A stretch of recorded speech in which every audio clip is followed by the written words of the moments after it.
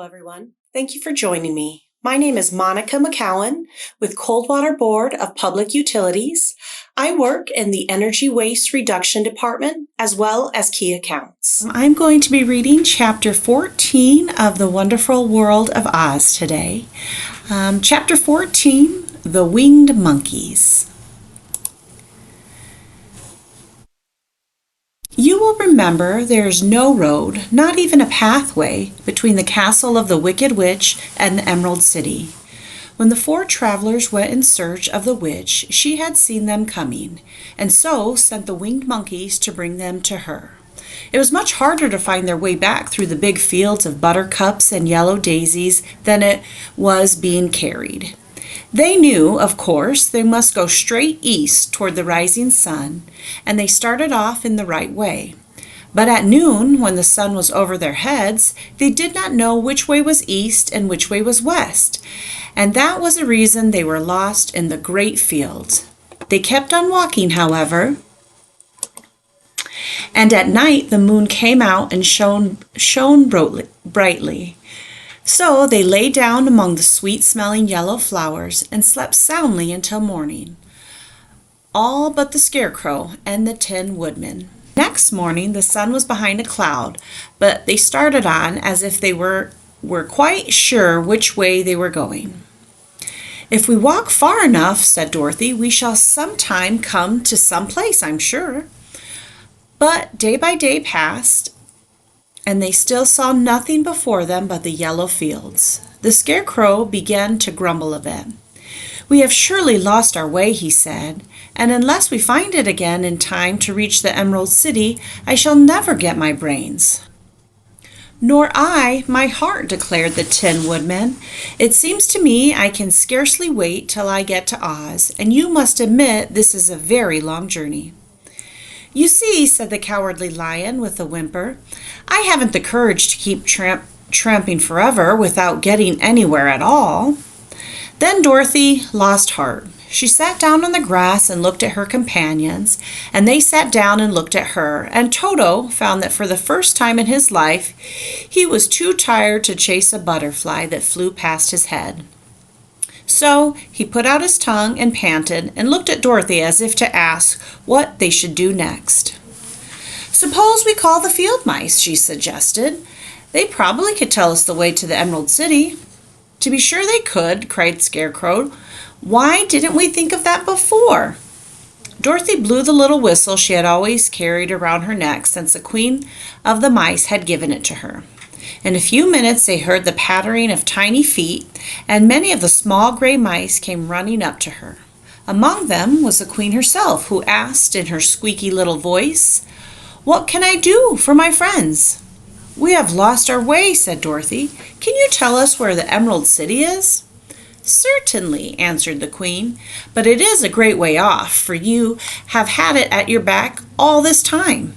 Then she noticed Dorothy's golden cap and said, "Why don't you use the charm of the cap and call the winged monkeys to you? They will carry you to the city of Oz in less than an hour." "I didn't know there was a charm," answered Dorothy in surprise. "What is it?" "It is written inside the golden cap," replied the Queen of Mice. "But if you are going to call the winged monkeys, we must run away, for they are full of mischief and think it is great fun to plague us." "Won't they hurt me?" asked the girl anxiously. "Oh, no, they must obey the wearer of the cap. Goodbye," and she scampered out of sight with all the mice hurrying after her.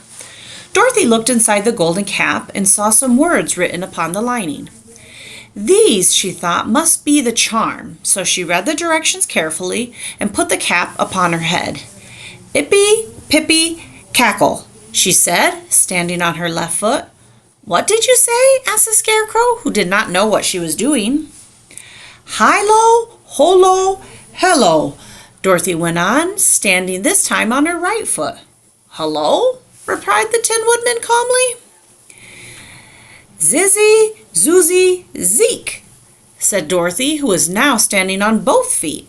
This ended the saying of the charm, and they heard a great chattering and flapping of wings. As the band of winged monkeys flew to them, the king bowed low before Dorothy and asked, "What is your command?" "We wish to go to the Emerald City," said the child, "and we have lost our way." "We will carry you," replied the king, and no sooner had he spoken than two of the monkeys caught Dorothy in her arms and flew away with her. Others took the scarecrow and the woodman and the lion, and one little monkey seized Toto and flew after them, although the dog tried hard to bite him.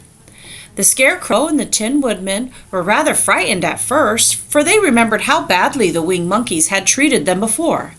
But they saw that no harm was intended, so they rode through the air quite cheerfully and had a fine time looking at the pretty gardens and woods far below them. Dorothy found herself hiding easily between two of the biggest monkeys, one of them the king himself. They had made a chair of their hands and were careful not to hurt her. Why do you have to obey the charm of the golden cap?" she asked. "That is a long story," answered the king with a winged laugh. "But as we have a long journey before us, I will pass the time by telling you about it, if you wish." "I shall be glad to hear it," she replied. "Once," began the leader, "we were a free people living happily in the great forest, flying from tree to tree, eating nuts and fruits, and doing just as we pleased without calling anybody master. Perhaps some of us were rather too full of mischief at times, flying down to pull the tails of the animals that had no wings, chasing birds, and throwing nuts at the people who walked in the forest. But we were careless and happy and full of fun, and enjoyed every minute of the day. This was many years ago, long before Oz came out of the clouds to rule over this land. There lived here then, away at the north, a beautiful princess who was also a powerful sorceress. All of her magic was used to help the people, and she was never known to hurt anyone who was good. Her name was Galet, and she lived in a handsome palace built from great blocks of ruby. Everyone loved her, but her greatest sorrow was that she could find no one to love in return, since all of the men were much too stupid and ugly to be with someone so beautiful and wise. At last, however, she found a boy who was handsome and manly and wise beyond his years. Galet made up her mind, and when he grew up to be a man, she would make him her husband. So she took him to her ruby palace and used all her magic powers to make him strong and good and lovely as any woman could wish. When he grew to manhood, Quelala, as he was called, was said to be the best and wisest man in all the land, while his manly beauty was so great that Galet loved him dearly and hastened to make everything ready for the wedding. My grandfather was at this time the king of the winged monkeys, which lived in the forest near Galet's palace, and an old fellow loved a joke better than a good dinner. One day, just before the wedding, my grandfather was flying out of the band when he saw Quelala walking beside the river. He was dressed in a rich costume of pink silk and purple velvet, and my grandfather thought he would see what he could do. At his word, the band flew down and seized Quelala, carried him in their arms until they were over the middle of the river, and then dropped him into the water. "Swim out, my fine fellow," cried my grandfather, "and to see if the water has spotted your clothes." Quelala was much too wise not to swim, and he was not in the least spoiled by all of his good fortune. He laughed when he came to the top of the water and swam in to shore. But when Galet came running out to him, she found his silks and velvet all ruined by the river. The princess was very angry, and she knew, of course, who did it. She had all the winged monkeys brought before her, and she said at first that their wings should be tied, and that they should be treated as they had treated Quelala and dropped in the river.